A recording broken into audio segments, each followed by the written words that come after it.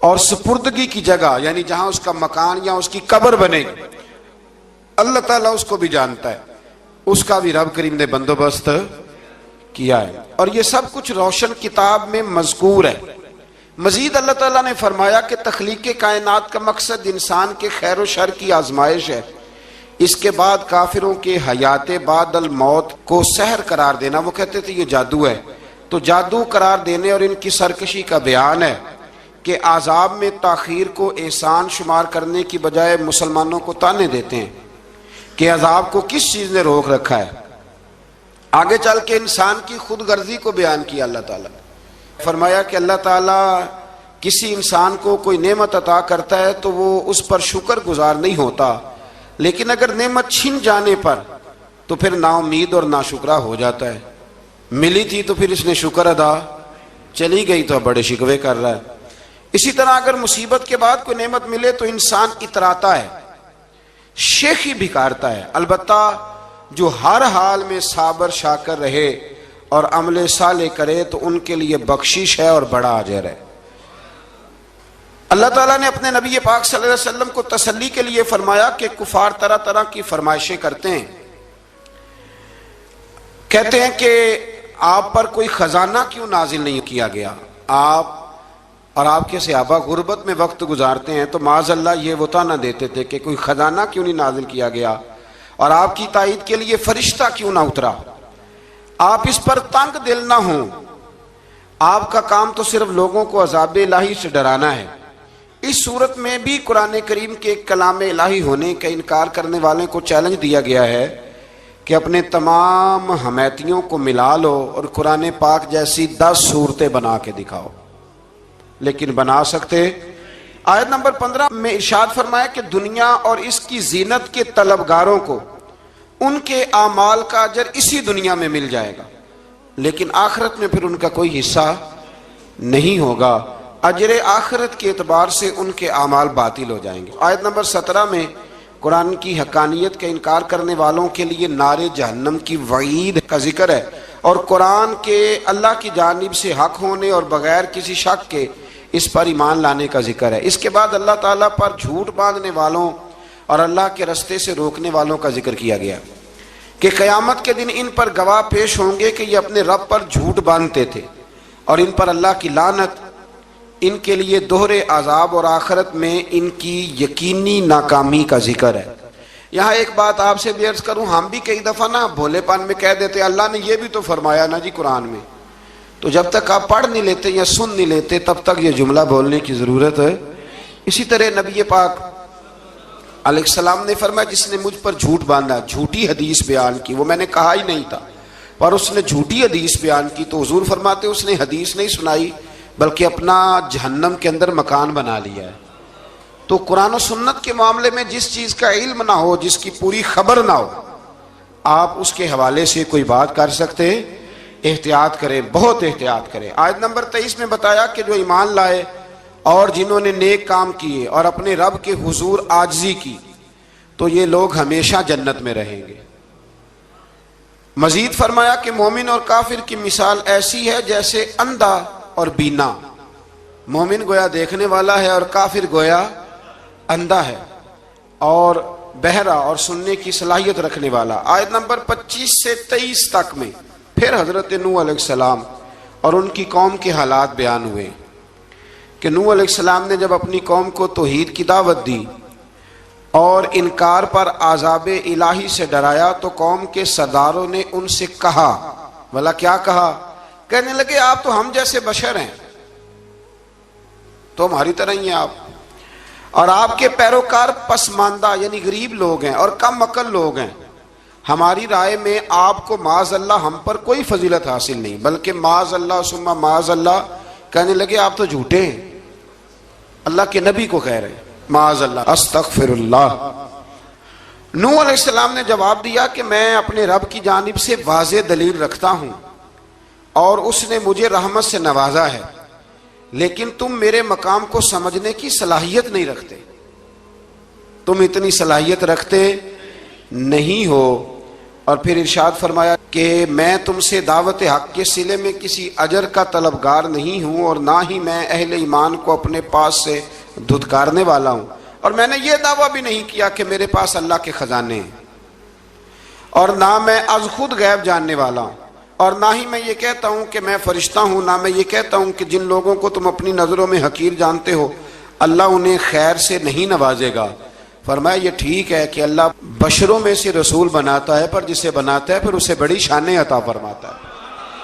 پہلے دن سے انسان کا یہ مسئلہ ہے، پہلے دن سے انسان کا یہ مسئلہ ہے کہ وہ کہتا ہے میں انسان سے ہدایت حاصل کروں، لیکن رب نے بھی قانون بنایا ہے کہ اللہ تبارک و تعالیٰ بندے پر ہی وحی فرماتا ہے، فرشتوں اور جنوں کو اللہ نے اس منصب کے لیے منتخب نہیں فرمایا۔ قوم نوح نے کہا کہ آپ نے ہم سے بہت بحث کی معاذ اللہ، پس جس عذاب سے آپ ہمیں ڈرا رہے ہیں وہ لے آئیے۔ تو نوح علیہ السلام نے کہا کہ اللہ چاہے گا تو تم پر عذاب بھی آ جائے گا۔ آیت نمبر 37 سے 47 میں بتایا کہ اللہ تعالیٰ کی طرف سے نوح علیہ السلام کو حکم ہوا کہ ہماری نگرانی میں اور ہماری وحی کے مطابق آپ کشتی بنائیے، اور ظالموں کے بارے میں ہم سے کوئی بات نہ کریں۔ حضرت نوح کی خواہش تھی کہ یا اللہ انہیں بھی معاف کر دے، فرمایا یہ ظالم ہے تو میرے نبی ان کے بارے میں مجھ سے کوئی بات نہ کریں، وہ ضرور غرق ہو جائیں گے۔ پھر وہ کشتی بنانے لگے، اور جب ان کی قوم کے سردار ان کے پاس سے گزرتے تو ان کا مذاق اڑاتے۔ یہ آپ کیا کر رہے ہیں؟ آج بھی وزیر مشیر بڑے بڑے لوگ اللہ ماشاءاللہ دینداروں کا مذاق اڑاتے نہیں؟ اڑاتے ہیں کہ نہیں اڑاتے مذاق؟ یہ کن کا طریقہ ہے؟ یہ تو قرآن مجید کہہ رہا ہے کہ حضرت نوح کی قوم جو کافر تھی ان کا طریقہ ہے اہل ایمان کا مذاق اڑانا۔ تو وہ مذاق اڑانے لگے۔ نوح علیہ السلام نے کہا کہ وہ وقت آنے والا ہے کہ جب تمہارا مذاق اڑایا جائے گا، اور تمہیں پتہ چل جائے گا کہ رسوا کن عذاب کس پر آئے گا۔ اللہ تعالیٰ نے فرمایا جب ہمارا حکم عذاب آ پہنچا اور تندور ابلنے لگا، تندور سے آگ نکلا کرتی ہے، پانی نہیں نکلا کرتا، پر نوح علیہ السلام کی قوم پر جب عذاب آیا تو پانی تندور سے نکلا، تندور سے اللہ نے پانی نکالا، جہاں سے پانی نکلا نہیں کرتا، تندور ابلنے لگا۔ اللہ اکبر۔ تو اللہ تبارک و تعالیٰ نے فرمایا تو ہم نے نوح علیہ السلام سے کہا کہ آپ خود اور اپنے گھر والوں کے ساتھ اس کشتی میں سوار ہو جائیں، اور اہل ایمان کو بھی سوار کر لیں، اور ہر چیز کے جوڑے یعنی نر اور مادہ کو سوار کر لیں، اور ان کے ساتھ ایمان والے بہت کام تھے۔ حضرت نوح علیہ السلام دعائیں پڑھتے ہوئے سوار ہو گئے۔ پھر کیا ہوا؟ کشتی انہیں پہاڑوں جیسی موجوں میں لے جا رہی تھی کہ نوح علیہ السلام الگ کھڑے ہوئے اپنے بیٹے سے فرمانے لگے اے بیٹے ہمارے ساتھ کشتی میں سوار ہو جا اور کافروں کے ساتھ نہ رہو۔ اس نے یعنی نوح علیہ السلام کے بیٹے نے کہا کہ میں آپ کے ساتھ نہیں بیٹھوں گا، ابھی کوئی پہاڑ آئے گا تو میں پہاڑ کی پناہ لے لوں گا۔ اگر کسی نیک آدمی کا بیٹا کبھی غلط نکل آئے تو اس کا مطلب یہ نہیں کہ اس نے تربیت ٹھیک نہیں کی، ہاں یہ اعتراض چھوڑ دیں، اس لیے کہ نوح علیہ السلام کا بیٹا کافر ہو گیا، اور جب سیلاب نظر آیا تو اس سے کہا کہ آجا سوار ہو جا، تو کہنے لگا میں نہیں بیٹھوں گا، میں تو کسی پہاڑ کی پناہ لے لوں گا اور میں اس کے اندر چھپ جاؤں گا اور وہ پہاڑ مجھے پانی سے بچا لے گا۔ نوح علیہ السلام نے کہا آج اللہ کے حکم کے سوا کوئی بچانے والا نہیں ہے سوائے اس کے جس پر اللہ رحم فرمائے۔ پھر ان دونوں کے درمیان موج حائل ہو گئی، ایسے ایک موج اٹھی اور حضرت نوح کا بیٹا ڈوب گیا۔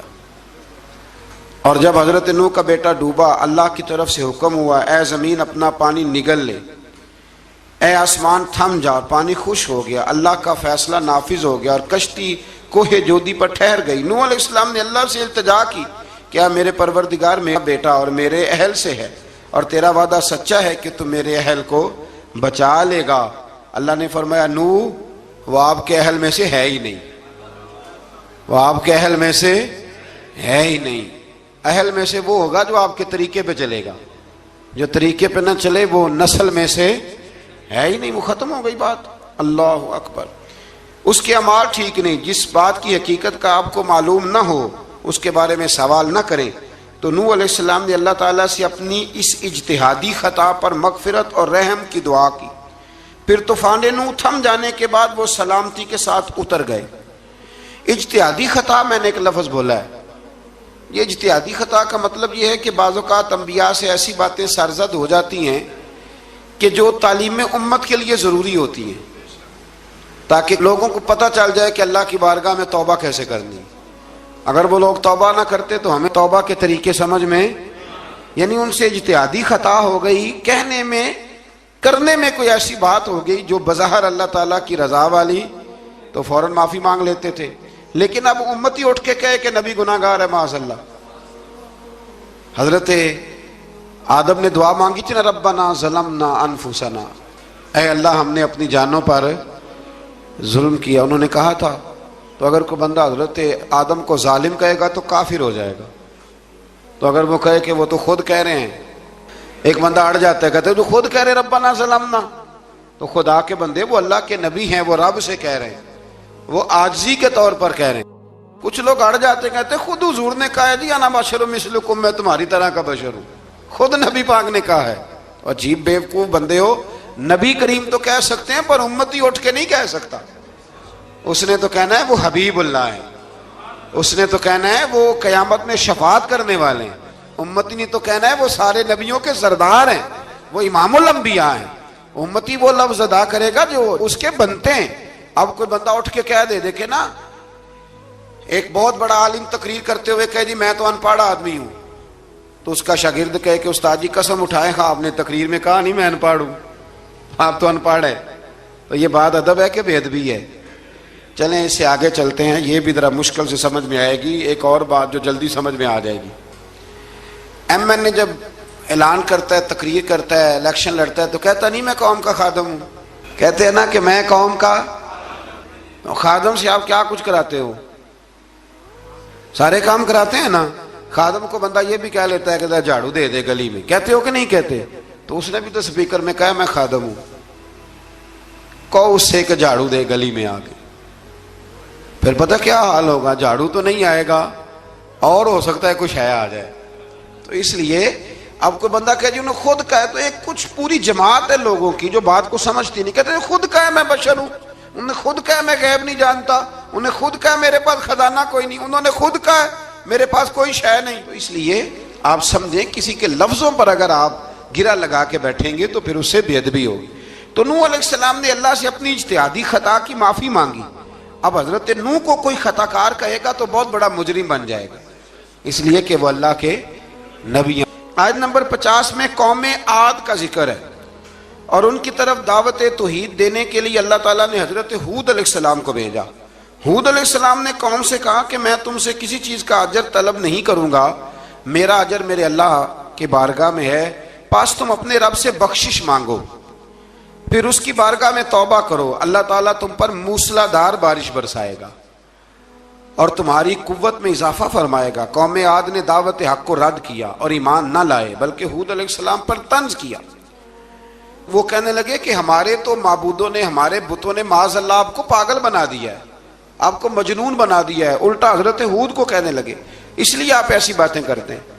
ہود علیہ السلام نے کہا میں اللہ کو گواہ بناتا ہوں اور تم بھی گواہ رہنا کہ میں تمہارے شرک سے بری ہوں، اور میں اللہ پر توکل کرتا ہوں، اور میں نے رسالت کا حق ادا کر دیا ہے۔ آیت نمبر 58 میں اللہ تعالیٰ نے فرمایا جب ہمارے عذاب کا وقت آ گیا تو ہم نے اپنی رحمت سے ہود اور ان کے ساتھ مومنوں کو نجات عطا کی۔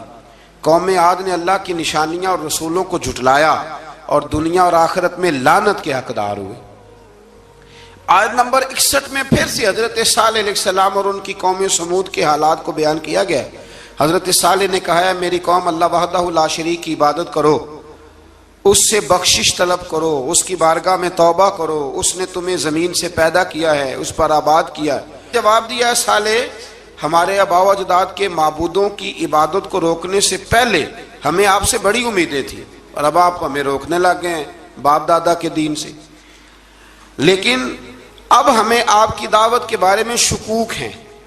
صالح علیہ السلام نے اپنی قوم سے کہا کہ یہ اللہ کی اونٹنی ہے اور یہ تمہارے لیے نشانی ہے، اسے چرنے کے لیے آزاد چھوڑ دو اور اسے تکلیف نہ دینا، اللہ اکبر، ورنہ تمہیں عذاب پہنچے گا۔ انہوں نے اونٹنی کی کونچیں کاٹ ڈالی۔ صالح علیہ السلام نے کہا تم صرف 3 دن اپنے گھروں میں مزے اٹھا لو، 3 दिन, फिर अल्लाह का यकीनी अजाब आएगा। फिर एक चिंगाड़ ने उनको आ दबोचा, वो अपने घरों में घुटनों के बल ऊंधे पड़े रह गए। सिर्फ सालेह अलैहिस्सलाम उनके साथ अहले ईमान इस आजाब से बचे। ये 3 कौमों का जिक्र हो गया, नूह अलैहिस्सलाम की कौम का भी, हूद अलैहिस्सलाम की कौम का भी, और हजरत सालेह। आगे अल्लाह तबारक व तआला ने आयत नंबर 69 में इस बात का बयान फरमाया कि हजरत इब्राहीम अलैहिस्सलाम के पास फरिश्ते बशरी शक्ल में आए, इंसानी शक्ल। उन्होंने अजनबी मेहमानों के लिए बछड़े का भुना हुआ गोश्त तैयार कराया। आप यकीन करें, कुछ बातें लोग ऐसी बयान करते हैं कि जिनको ना सुन के बंदे का दिल करता है कि इस बंदे को बताएं कि यार यहाँ तो दीन सारा पढ़। एक साहब मुझे कहने लगे, जी मैं एक पीर साहब के पास गया था तो बड़ी मुरगन गिज़ाएं थी, उन्होंने मेरी बड़ी खिदमत की, पर मुझे नहीं अच्छा लगा, पीरों को चाहिए सादी रोटी रखें। मैं कह तू पीरा वास्ते लिस्ट बना खा, उन्होंने किस तरह का होना चाहिए। ये बहुत बड़ी मुसीबत है। अगर आप सादा खाना खिला दें तब भी एतराज है, अच्छा खिला दें कहते रौला है, कोई पीर चोखे मालदार, दोनों तरफ से मसला। तो कहने लगा जी नहीं, पीरों का क्या काम है, वो कड़ाइयाँ और वो सारे। तो फिर मैंने उन्हें कहा कि आप इस तरह करें, घर जाके ना तो 12वें सिपारे की तिलावत करें। हजरत इब्राहीम ने अपने मेहमानों के लिए भुना हुआ खाना तैयार फरमाया था। तो आप क्या कहेंगे कि हजरत इब्राहीम दरवेश नहीं थे? तो अजीब बात है भाई, आप हर बात में अड़ जाते हैं। दीन हमने वो लेना है जो अल्लाह का कुरान हमें देता है और रसूलुल्लाह की हदीस हमें देती है। जब उन्होंने देखा कि मेहमान खाने की तरफ हाथ नहीं बढ़ा रहे तो उनको डर महसूस हुआ हजरत इब्राहीम को। फरिश्तों ने कहा कि हमें कौम लूत अलैहिस्सलाम के आजाब के लिए भेजा गया है। हजरत इब्राहीम की बीवी खड़ी थी, इस पर वो मुस्कुराई तो फरिश्तों ने अल्लाह की तरफ से इन्हें हजरत इसहाक अलैहिस्सलाम और उसके बाद हजरत याकूब अलैहिस्सलाम की बिशारत अता। इसहाक अलैहिस्सलाम हजरत इब्राहीम के बेटे हैं और याकूब अलैहिस्सलाम पोते हैं, और याकूब अलैहिस्सलाम के बेटे यूसुफ अलैहिस्सलाम। हाँ, अल्लाह अगर चाहे तो 7 नस्लों में नबुव्वत रख देता है अगर उसकी मंशा हो। तो हजरत याकूब की बिशारत दी। उन्होंने हैरत से कहा कि हम दोनों मियाँ बीवी तो बूढ़े हैं, इस उम्र में औलाद कैसे होगी? तो फरिश्तों ने जवाब दिया, ए इब्राहीम के घर वालों, तुम पर अल्लाह की रहमतें और बरकतें हों। अल्लाह की कुदरत पर तुम्हें क्यों ताज्जुब है? अल्लाह फरमाता है कि बेटे की बिशारत सुनकर इब्राहीम का खौफ दूर हो गया और फिर वो कौम लूत के बारे में गुफ्तगू करने लगे। इब्राहीम बहुत बुर्दबार, अल्लाह से आहोजारी करने वाले और उसकी तरफ रुजू करने वाले थे। अल्लाह ताला ने हज़रत इब्राहीम अलैहिस्सलाम को फरमाया, ए इब्राहीम, इस गुजारिश से आप गुरेजा रहें, इसका यकीनी फैसला हो चुका है और इन पर ना टलने वाला अजाब नाजिल हो के रहेगा। वो क्या गुनाह करते थे? लूत अलैहिस्सलाम की कौम में मैंने बताया था, मर्द मर्दों से बदफेली करते। तो हज़रत इब्राहीम ने भी अर्ज की, बार बार गुजारिश की, बहस की कि अल्लाह मेहरबानी फरमा उनका अजाब। आप देखें नबियों के हौसले कितने बड़े हैं। कौमें तंग करती हैं और तरह तरह की बातें करती हैं और पैगंबर फिर भी कहते हैं या अल्लाह मेहरबानी फरमा, ऐ अल्लाह इनसे अजाब। आयत नंबर 77 में हजरत लूत अलैहिस्सलाम की कौम की बदआमालियों और लूत अलैहिस्सलाम के अपनी कौम को बदआमालियों के बायस फरिश्तों की आमद, कौम के बाद आमाल लोगों के दौड़ कर आने और हजरत लूत को उनके समझाने और उनके इनकार पर मुज़तरिब होने का जिक्र है, जिस पर फरिश्तों ने हजरत लूत को तसल्ली दी कि आप फिक्र न करें, हम आपके रब के फरिश्ते हैं, ये आप और हम तक नहीं पहुंच सकेंगे। आप रात के आखिरी हिस्से में कौम की तरफ तवज्जो किए बगैर हिजरत फरमा लें, इसलिए कि सुबह के वक्त इन पर आज़ाब आएगा। जब अल्लाह का अज़ाब आया तो उसने बस्ती के ऊपर के हिस्से को नीचे कर दिया और कौम लूत के ऊपर अल्लाह की तरफ से लगातार निशान ज़दा पत्थर बरसाए गए, लगातार पत्थर आए। आयत नंबर 84 में अल्लाह ताला ने हजरत शुएब अलैहिस्सलाम और उनकी कौम का जिक्र फरमाया है और उनके जराइम को बयान किया गया है। वो नाप तोल में कमी करते थे, दूसरों को चीज़ें कम तोल कर देते थे। अल्लाह ताला ने उनसे फरमाया कि फसाद फिल अर्द से बाज आओ और अपने से पहले सरकश उम्मतों का अंजाम देख लो। जब हजरत शुएब की नसीहतों का उन पर असर ना हुआ तो फिर अल्लाह ताला ने उन्हें भी आज़ाब से हलाक कर दिया। آیت نمبر 94 میں فرمایا کہ جب ہمارا عذاب آیا تو ہم نے اپنی رحمت سے حضرت شعیب اور ان پر ایمان لانے والوں کو بچا لیا، اور ظالموں کو ایک زبردست چنگاڑ نے پکڑ لیا تو صبح وہ اپنے گھروں میں اوندے منہ پڑے تھے، گویا وہ کبھی وہاں آباد تھے ہی نہیں۔ آیت نمبر 96 میں حضرت موسیٰ علیہ السلام کو عطا کیے جانے والے 9 معجزات کا ذکر ہے۔ پھر فرعون اور اس کے پیروکاروں کے باطل روش کے باعث ان کی ہلاکت کا بھی ذکر فرمایا، اور دنیا اور آخرت میں انہیں ملعون یعنی لعنتی قرار دیا۔ جن بستیوں کو اللہ تعالیٰ نے ہلاک کیا ان میں سے بعض کے آثار موجود ہیں اور بعض کے آثار تک معدوم ہو چکے۔ ان میں سے ہر بستی والے اپنے ظلم کے باعث ہی ہلاک ہوئے۔ اللہ تعالیٰ کسی پر ظلم نہیں فرماتا، لوگ خود اپنی جانوں پر ظلم کرتے ہیں۔ جو شخص عذاب آخرت سے ڈرتا ہے اس کے لیے اس میں نشانیاں موجود ہیں۔ آیت نمبر 106 سے اللہ تعالیٰ نے انجام کے اعتبار سے لوگوں کی 2 قسمیں بیان کی۔ 2 قسمیں فرمایا، ایک ہیں سعادت مند لوگ اور دوسرے ہیں بدبخت۔ فرمایا بدبختوں کا ٹھکانہ جہنم ہے جس میں وہ ہمیشہ رہیں گے، اور نیک بختوں کا ٹھکانہ جنت ہے، وہ ہمیشہ اسی میں رہیں گے، اور ان کے لیے اللہ کی طرف سے نا ختم ہونے والی عطائیں ہیں۔ آیت نمبر 110 میں حضور صلی اللہ علیہ وسلم کو تسلی دی گئی کہ جس طرح یہ لوگ قرآن کے بارے میں اختلاف کرتے ہیں، اسی طرح قوم موسیٰ نے تورات کے بارے میں بھی اختلاف کیا تھا، اور اللہ نے ان کے اعمال کا پورا بدلہ انہیں دیا۔ آیت نمبر 112 سے سرکشی کو چھوڑ کر احکامات دین پر استقامت اختیار کرنے اور ظالموں کے ساتھ میل جول رکھنے سے بچنے کا حکم دیا گیا ہے، اور فرمایا کہ ظالموں سے میل جول کا انجام دوزخ کی آگ ہے۔ ہم لوگ نہ شکوہ کرتے ہیں، کسی حکومت کو بنے ہوئے 6 مہینے گزرتے ہیں تو شکوہ شروع ہو جاتا ہے، حالانکہ وہ خود تو نہیں نہ بنتے، ان کو کوئی بنانے والا ہے۔ تو ظالم کا جو مددگار ہوتا ہے وہ بھی ظالم ہوتا ہے، اس لیے احتیاط کریں۔ اور یہ صرف سیاستدانوں کی بات نہیں، دنیا کے ہر معاملے میں آپ غور کریں کہ آپ کسی ظالم کے مددگار تو نہیں۔ اللہ تعالی ہمیں حق پر استقامت عطا فرمائے۔ آیت نمبر 114 میں دن کے دونوں طرفوں میں اور ابتدائی رات کے کچھ حصے میں اللہ تعالیٰ نے نماز قائم کرنے کا حکم دیا ہے۔ رات کے کچھ حصے میں بھی نماز پڑھنی چاہیے، اور یہ بھی بتایا کہ بے شک نیکیاں گناہوں کو مٹا دیتی ہیں، اور یہ نصیحت قبول کرنے والوں کے لیے نصیحت ہے۔ آیت نمبر 120 میں اللہ تعالیٰ نے فرمایا کہ ہم آپ صلی اللہ علیہ وسلم کو رسولوں کی تمام خبریں آپ کے دل کی تسکین اور تقویت کے لیے بیان کرتے ہیں، اور ان میں مومنوں کے لیے نصیحت اور عبرت ہے کہ ان ساری باتوں سے عبرت پکڑ لو۔ بچہ صرف وہی جو اللہ کے نبیوں کے طریقے پہ چلا اور نبیوں کے ساتھ رہا، باقی بچ سکے نہیں۔ اللہ تعالیٰ کی طرف سے توحید و رسالت اور وقوع قیامت کے دلائل بھی ہیں۔ آیت نمبر 123 میں فرمایا کہ آسمانوں اور زمینوں میں سب غیب اللہ ہی کے ساتھ مختص ہیں، اور ہر کام اسی کی طرف لوٹایا جاتا ہے۔ آپ اسی کی عبادت کیجئے، اسی پر توکل کیجئے، اور آپ کا رب لوگوں کے اعمال سے غافل نہیں ہے۔ اسی بارے میں نا آگے سورۃ یوسف شروع ہو رہی ہے۔ اس کو اللہ تعالیٰ نے کہا ہے کہ یہ بڑا پیارا قصہ ہے، احسن القصص کا، قصوں میں سونا قصہ۔ تو یہ کچھ 12ویں پارے میں اور کچھ 13ویں پارے میں ہے۔ میں نے یہ ارادہ کیا ہے کہ یہ ایک ہی دن پوری بیان کی جائے۔ ایک بزرگ کی بات لکھی جو تابعی ہیں، وہ فرماتے ہیں کہ ان بزرگوں کا طریقہ یہ تھا کہ وہ لوگوں سے چھپ کے نا پہاڑ کے پیچھے عبادت کرتے تھے، اور پوزیشن ان کی یہ تھی کہ کسی سے ملتے نہیں تھے، بالخصوص فجر کی نماز سے لے کر عصر کی نماز تک بکریاں رکھی ہوئی تھیں، ان کو چراتے رہتے تھے فرات کے کنارے اور نفل پڑھتے رہتے تھے۔ اس وقت کو ملنے بھی نہیں آتا تھا۔ ایک شخص بڑی دور سے ان کی شہرت سن کے آیا، میں نے تو ملنا ہے۔ لوگوں نے کہا وہ اس وقت نہیں ملتے، ناراض ہوتے ہیں۔ اس نے کہا اللہ کا بندہ ہے نا، ناراض ہو بھی جائے گا تو لمبا ناراض رہے گا نہیں، اللہ والے جلدی راضی ہو جاتے ہیں۔ پہنچ گئے۔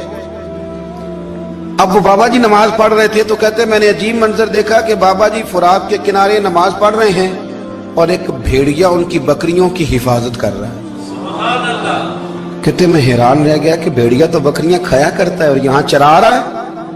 کہتے میں جب گیا تو بابا جی نوافل میں مشغول تھے، مجھے دیکھ کے کہنے لگا اس وقت کیوں آئے؟ میں نے کہا حضور اگر آئے گیا ہوں تو پھر مہربانی کرے قبول فرما لیں۔ میں بیٹھ گیا تو میں نے کہا حضور یہ بھیڑیا بکریاں چلا رہا ہے, بھیڑیے اور بکریے کی صلح کب سے ہو گئی؟ تو فرماتے ہیں لمبی تقریر نہیں, ہلکا سا جملہ. فرمانے لگے جب سے بکریوں کے مالک نے رب سے صلح کر لی ہے نا, تب سے بھیڑیوں نے بھی بکریوں سے صلح کر لی ہے. بکریوں کے مالک نے رب سے صلح کر لی, گناہ چھوڑ دیے, اس کی فرما برداری میں آ گئے. اب پھر اسے بکریاں چلانے کی ضرورت نہیں رہی. بکریاں نہ اب بھیڑیا چراتا ہے. کہتے ہیں میرے اوپر کپ کپی طاری ہو گئی بزرگوں کی بات سن کے, اور مجھے پیاس لگی اور خواہش آئی کہ پتہ نہیں اب بابا جی کچھ کھلائیں پلائیں گے بھی کہ نہیں, بابا جی کچھ کھلائیں گے بھی کہ نہیں.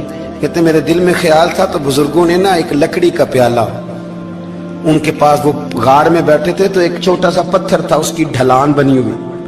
بابا جی نے اس کے نیچے لکڑی کا پیالہ رکھا, وہ رکھا ہی تھا تو وہ دودھ سے بھر گیا. کہتے ہیں انہوں نے مجھے دیا تو ٹھنڈا اور میٹھا دودھ, میری طبیعت خوش ہو گئی. بابا جی نے دوبارہ وہی پیالہ اسی جگہ رکھا تو شہد سے بھر گیا. 1000 سال پہلے داتا صاحب لکھ رہے ہیں. کہتے مجھے دیا, میں نے فوراً کہا, میں نے کہا حضور یہ دودھ تو گائیں بھینس دیتی ہے, پہاڑوں سے تو نہیں نکلا کرتا, اور شہد تو شہد کی مکھیاں دیتی ہیں, پتھروں سے تو نہیں نکلتا, یہ آپ کہاں سے نکال رہے ہیں؟ تو کہتے ہیں وہ قرآن مجید پڑھنے لگے. وَإِذْ مُوسَىٰ لِقَوْمِهِ, جب موسیٰ کی قوم نے ان سے پانی مانگا, فرمانے لگے موسیٰ کی نافرمان قوم پانی مانگے, حضرت موسیٰ پتھر پہ ڈنڈا مارے تو اللہ وہاں سے 12 چشمے جاری کر دے. جو رب حضرت موسیٰ کی نافرمان قوم کے لیے پتھر اور پہاڑوں سے چشمے نکال دیتا ہے نا, وہ محمد عربی کے غلاموں کے لیے پتھر اور پہاڑوں سے دودھ اور شہد بھی نکال دیا کرتا ہے. وہ بزرگ کہنے لگے بس بات یہ ہے کہ آج بھی ہو اگر ابراہیم کا ایمان پیدا تو آگ کر سکتی ہے انداز گلستاں پیدا. کہنے لگا حضور پھر میرے لیے بھی دعا کریں. آپ فرمانے لگے پھر دعا نہ کرا تو مدینے والے کی غلامی شروع کر, تو نبی کریم کی غلامی شروع کر, تو رسول پاک کی غلامی شروع کر. ایک بات علم, پھر فرمایا اللہ رسول سے محبت, پھر فرمایا حضور کی غلامی. اس سے سارے مکاشفات کھلیں گے, اس سے سارے مشاہدات کھلیں گے, اسی سے کرامتیں ملیں گی, اسی سے مقبولیت ہوگی, اسی سے اللہ نبی کی بارگاہ میں درجہ ملے گا. پھر داتا صاحب آگے بڑھتے اور داتا صاحب فرماتے ہیں صوفیاء کی ایک جماعت ہے جو کہتی ہے ہم نے تو کبھی اپنی زبان پر دکھ بیان ہی نہیں کیے, ہر شے اپنے رب رسول کے حوالے کر دی, ہر شے اللہ رسول کے. اور داتا صاحب کہتے ہیں کچھ ایسے بھی ہیں جو دعا بھی نہیں مانگتے, لوگوں کے لیے مانگتے ہیں, اپنے لیے نہیں مانگتے. آپ دعا کیوں نہیں مانگتے؟ تو کہتے ہیں اللہ کو تو پتہ ہی ہے ہمیں کیا چاہیے, اسے تو پتہ ہی ہے. ایک بزرگ کی بات لکھی ہے داتا صاحب نے, میری جماعت میں نا مزاج ہے کرامتوں کا, مجھے وہ ساری باتیں بھی آتی ہیں کہ ایک بندہ کراچی سے آیا, داتا صاحب حاضری دی تو اس کی لاٹری نکل آئی, یہ بھی مجھے آتی ہے, لکھی پڑھی ہے میں نے, کتابوں میں ہے یہ بھی. ایک بندہ, یہ ساری باتیں نا آتی ہیں کرامتوں میں, بڑی ساری چیزیں لوگ بیان کرتے ہیں کہ میں وہاں آیا اور میں نے حاضری دی تو موج لگ گئی. یہ ساری باتیں آتی ہیں, ہمارے پرانے بزرگ اور بھی قصے سنایا کرتے تھے, ساری ہمیں چیزوں کا پتہ. پر جو عنوان ہے نا وہ حضرت شیخ ابو نور کہتے ہیں کہ ایک بندہ داتا صاحب کے مزار پہ گھوم رہا تھا, داتا 10 روپے دے, 10 روپے دے, 10 روپے دے. تو ایک بندہ بڑی دیر سے اسے دیکھ رہا تھا, وہ کہنے لگا داتا نے تجھے کیا دینا ہے, ادھر آ میں دوں. اس نے 10 دیے. بندہ بڑا حسین تھا, ہنس پڑا, کہنے لگا داتا تیرے بھی صدقے جاؤں. دلانے لگا تو منکر سے ہی دلوا دیے, جو نہیں مانتا اسی سے دلوا دیے. وہ بڑا پریشان ہوا, میں اور چکر میں تھا, اس نے میرے اوپر ہی جڑ دی ہے بات. کہنے لگا داتا تیرے صدقے جاؤں. تو یہ ساری باتیں کتابوں میں موجود ہیں, لوگوں نے اپنے اپنے مشاہدات جو جس کے ساتھ پیش آیا اس نے بیان کیے ہیں. بہت ساری باتیں قابل بیان ہیں, پر جو عنوان ہے میں اس پہ رہنا چاہتا ہوں. داتا صاحب رحمت اللہ علیہ فرماتے ہیں ہماری تعلیمات ہیں کہ اپنے دکھ درد دنیا داروں سے بیان نہیں کرنے, سوال کا دروازہ لوگوں کے سامنے کھولنا. اللہ والوں سے کہیں گے کبھی کہنا ہوگا تو دنیا داروں سے کہنا.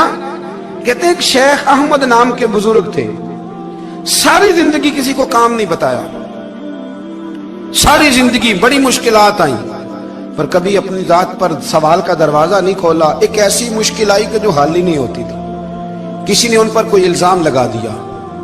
ابو مسلم نام کا ایک بادشاہ تھا, اس کی حکومت تھی, اس نے پکڑ کے قید میں ڈال دیا.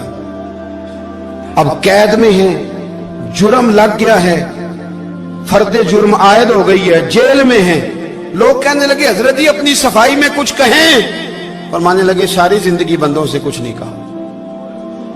अल्लाह रसूल को पता है मैं बेगुनाह हूं, मुझे कहने की जरूरत नहीं। दाता गानी बख्श अली हजवेरी ने लिखा है, दाता साहब कहते हैं तू यकीन कामिल तो पैदा कर, तू ईमान तो पुख्ता कर।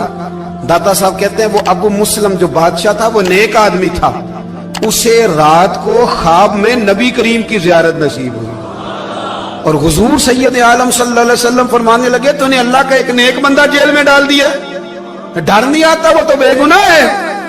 बादशाह आधी रात को खुद उठा। दादा साहब फरमाते हैं किसी गार्ड को नहीं भेजा, पुलिस वाले को नहीं भेजा, जेलर से नहीं, खुद गया, जाके जेल का दरवाजा खोला, दरवाजा खोल के उस दरवेश को आजाद किया। कहने लगा बाबा जाओ, मुझे पता चल गया बेगुनाह है। बाबा जी सलाम करके जाने लगे तो बादशाह फिर आगे आया, हाथ बांधे, हाथ चूमे, कहने लगा हुजूर आप बड़े नेक हैं, मेरे लिए कोई हुक्म हो तो बताइएगा, मेरे लायक को खिदमत हो तो बताइएगा। तो शेख अहमद फरमाने लगे तुझे अभी भी समझ नहीं आई, तुझे अभी भी नहीं समझ आई। कहने लगा हुजूर क्या? फरमाने लगे जो तहज्जुद के वक्त तुझे उठा के मुझे रिहा करने भेज सकते हैं वो मेरी कोई जरूरत बाकी रहने देंगे? मुझे कोई जरूरत पड़ेगी किसी और को कहने की? जो तहज्जुद के वक्त तुझे उठा के भेजते हैं कि जा खोल जाके दरवाजा, वो जरूरत रखेंगे मेरी? जरूरत मुझे रहेगी कि मैं तुझे और कोई काम, अभी में तुझे समझ नहीं आई? तो दाता अली अजमेरी रहमतुल्लाह अलैह फरमाते हैं असल में हमारी तबीयत है, हमने बंदों से दिल लगा लिया है। दिल अल्लाह रसूल से लगाओ, किसी बंदे से लगाना तो उससे लगाओ जो अल्लाह वाला हो।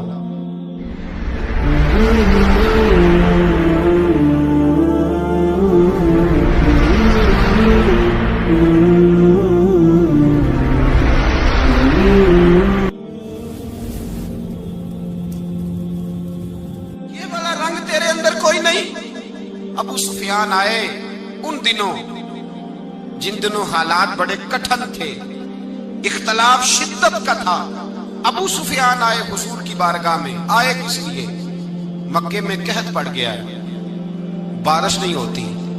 उधर उस समामा बिन असाल यमामा कबीले के सरबराह कलमा पढ़ के मुसलमान हो गए। सारी गंदम उस कबीले से आती थी। समामा कहने लगा तुम मेरे मुस्तफा को नहीं मानते, कोई गंदम नहीं, भाग जाओ।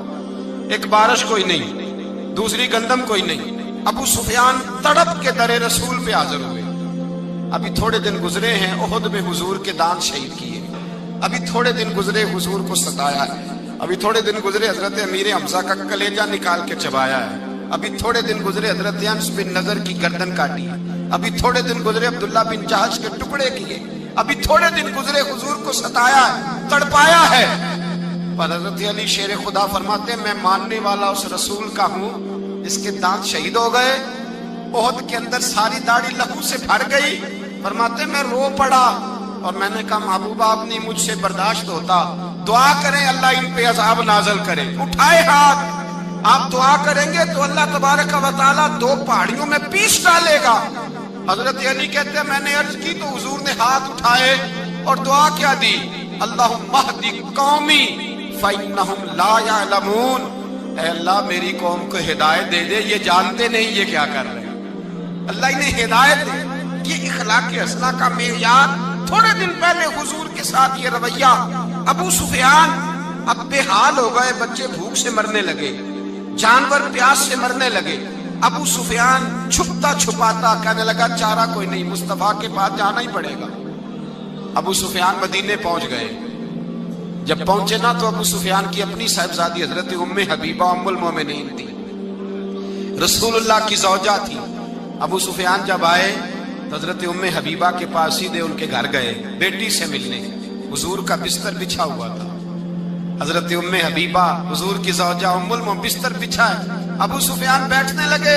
जनाब उम्मे हबीबा कहने लगी अब्बा जी ठहर जाएं। वो ठहरे तो बिस्तर समेट दिया।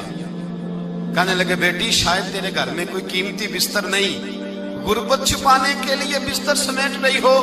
जनाब उम्मे हबीबा कहने लगी अब्बा तो मुसलमान नहीं ना हुआ, अभी तेरी सोच काफिरों जैसी है। तू यहाँ आके खड़ा हो ना जहाँ मैं खड़ी हूँ, फिर तुझे रसूलुल्लाह की मोहब्बत के रंग का पता चले। तू अभी खड़ा वहां है जहाँ तुझे कुफर ही कुफर सुनाई और सुझाई देता है।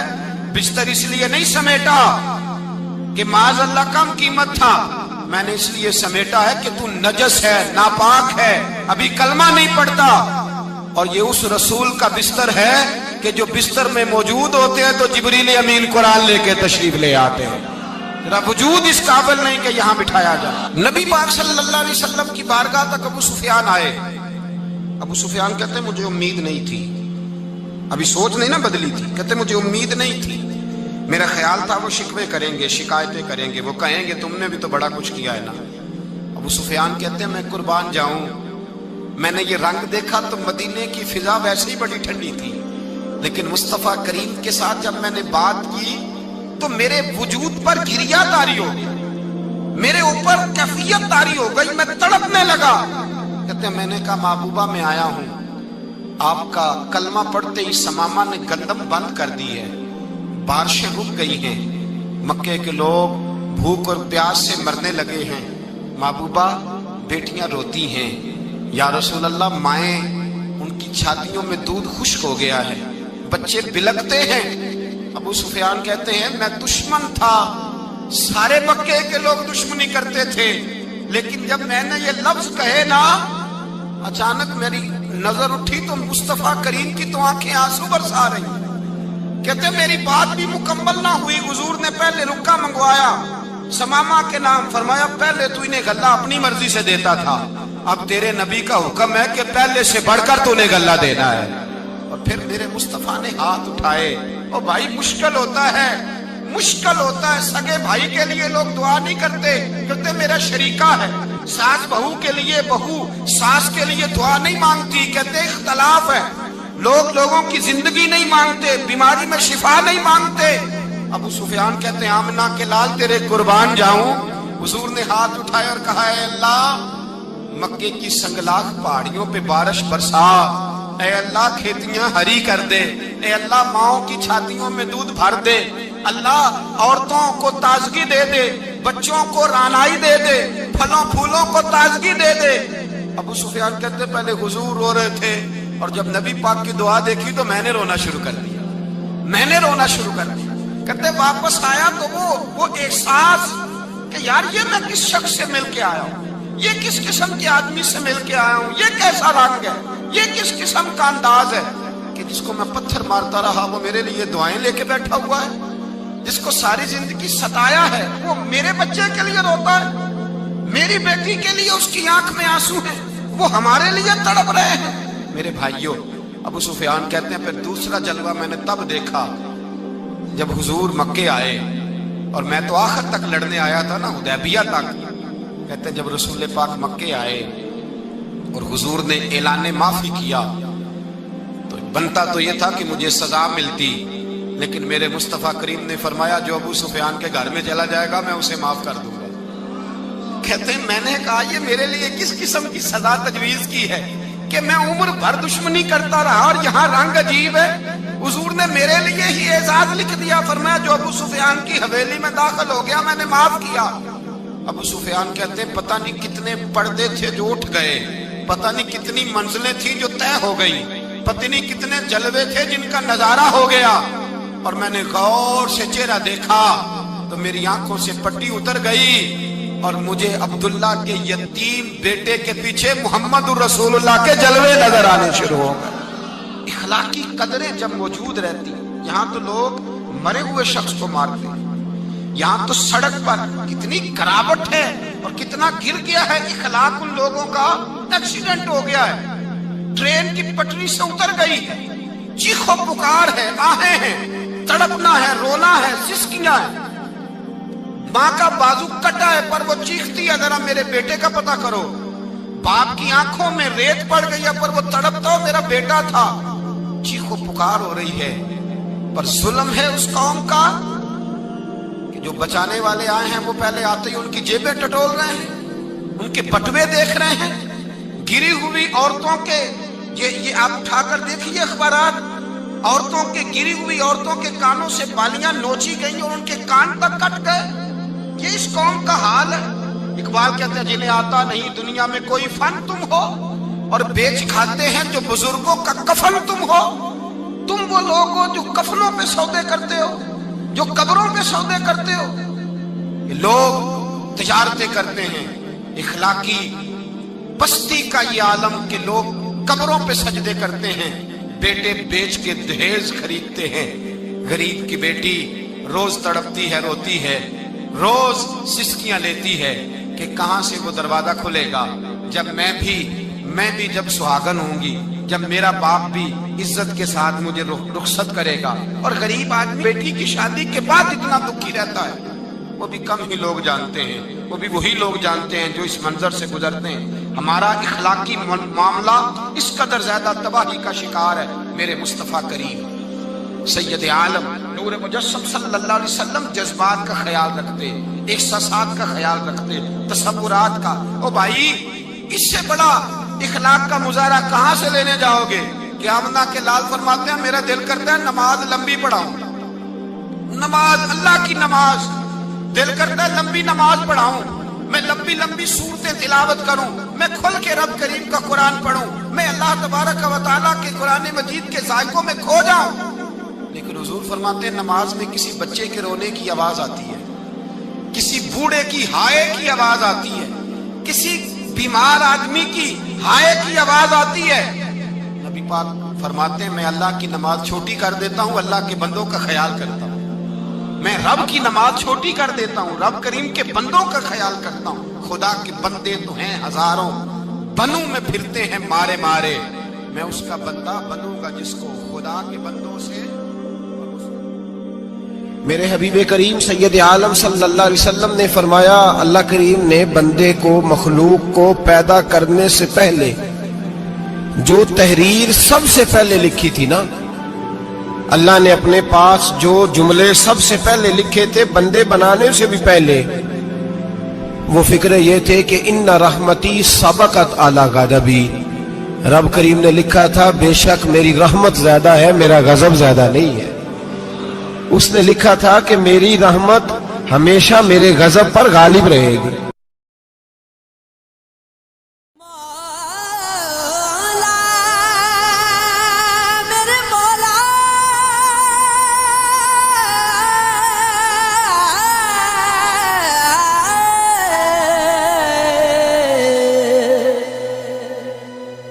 میری زندگی تو فراق ہے، میری زندگی تو فراق ہے،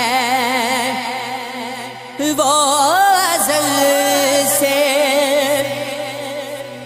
دل میں مکی سہی، وہ نگاہ شوق سے دور ہے، رگ جان سے لا